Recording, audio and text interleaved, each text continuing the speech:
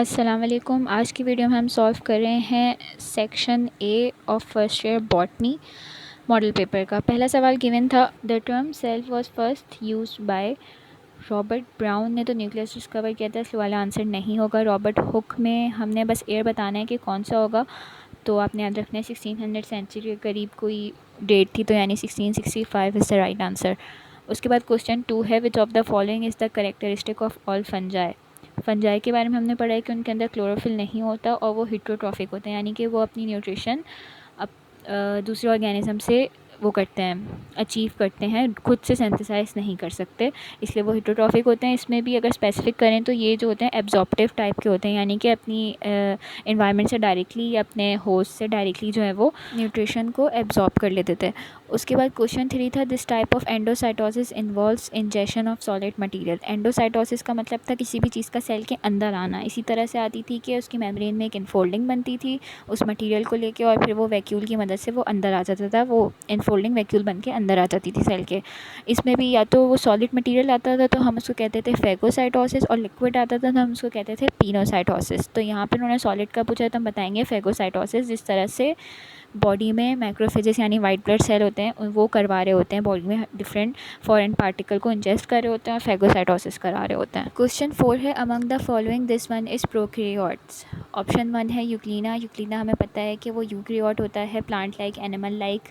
Protoctista होता है, क्लेमिडोमोनास भी यूकैरियोट है। अल्वा जो होता है प्लांट लाइक प्रोटोक्टिस्टा होता है। एक ऑप्शन रह जाता है नॉस्टॉक, हमें पता है कि वो एक प्रोकैरियोट है, इस वजह से यहाँ पे आंसर हो जाएगा नॉस्टॉक।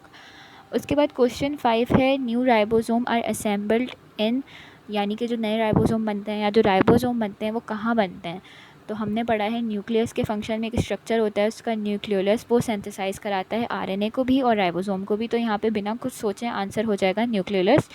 ये आप देख सकते हैं पेज नंबर 62 पे लिखा हुआ है न्यूक्लियस के फंक्शन में, न्यूक्लियोलस के फंक्शन में, न्यूक्लियस की हेडिंग में। क्वेश्चन नंबर 6 है, which of the following is an example of liver warts. तो इसका आंसर होगा मार्केंशिया। बुक में हमारे पास डिवीज़न दी हुई है किंगडम प्लांटी की, और इसके उसमें किस डिवीज़न की कौन सी एग्जांपल ये भी बताई हुई है, जैसे कि ये इसमें लिवर वॉर्ट्स की एग्जांपल के आगे लिखा हुआ है हेपेटिस सी। तो हेपेटिस सी ही मार्केंशिया है, ये वाली बात भी, या फिर लिवर वॉर्ट्स ही मार्केंशिया वाली बात लिखी हुई है पेज नंबर 154 पे कंजर्वेशन ऑफ वाटर वाली हेडिंग के नीचे यहाँ लिखा हुआ है। तो इसका आंसर यहाँ पे होगा मार्केंशिया। और इसको लिवर वॉर्ट्स इसीलिए कह रहे होते हैं क्योंकि इनकी जो थैलस होती है वो लिवर के लोब्स की तरह होती है, इस वजह से इसका नाम ये होता है। देन क्वेश्चन नंबर 7 है, C4 plant forms a 4 carbon compound as its first product. यानी C4 कार्बन जो होते हैं उनका फर्स्ट प्रोडक्ट क्या होता है, जो कि एक 4 कार्बन कंपाउंड होता है। तो आंसर है ऑक्जेलो एसीटेट। बुक की लाइन है 257 पे गिवन है ये। Question 8, virus was discovered in the air. फिर से एक और रट्टा वाला सवाल, तो इसका आंसर है 1892। ठीक है, और अगर इसमें वो मज़ीद इस तरह का कोई और सवाल पूछ लेते हैं कि वायरस की कंप्लीट डिस्कवरी कौन सी ईयर में हुई थी, तो आपको ये भी याद रहना चाहिए 1935 में स्टैनले ने कम्प्लीटली इलेक्ट्रॉन माइक्रोस्कोप की डिस्कवरी के बाद वायरस को सही से डिस्कवर किया था। क्वेश्चन नंबर 9, फंगस यूटिलाइज्ड इन बेकिंग इंडस्ट्री। बहुत आसान सवाल है, हमें पता है यीस्ट वगैरह यूज़ होती है केक वगैरह में, और वैसे इसका आंसर गिवन है 145 पे पेज नंबर यूजफुल फंजाई की हेडिंग में। देन क्वेश्चन 10 है, it is a heterosporous plant. तो जहाँ पे इन्होंने हेट्रोस्पोरस और होमोस्पोरस की टर्म डिफाइन किया, वहाँ पे साथ में एग्जांपल्स भी बताए हुए हैं। हेट्रोस्पोरस में बताया हुआ है कि स्लेजिनेला होता था। उसके बाद क्वेश्चन 11 है, final tool helping in classifying organism is.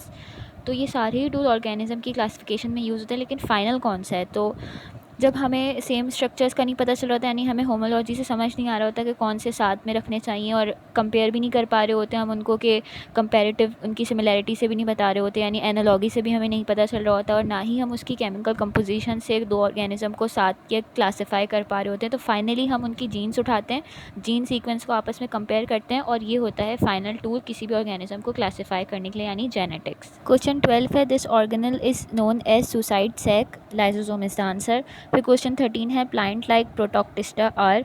तो हमें पता है कि फंजाई तो एक अलग किंगडम हो गई, प्रोटोजोआ जो होते हैं वो एनिमल लाइक होते हैं, स्लाइम मोल्ड जो होते हैं वो फंजाई लाइक होते हैं, एक ही बच्चे एल्गाई जो कि प्लांट लाइक होते हैं। फिर अगला सवाल है, the primary electron acceptor in photosystem 2 is.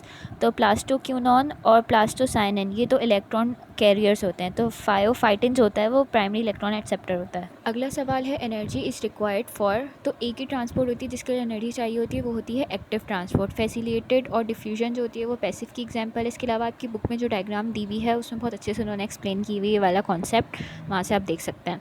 उसके बाद अगला सवाल है in stem localize region of loosely arrange cells with intracellular spaces is called.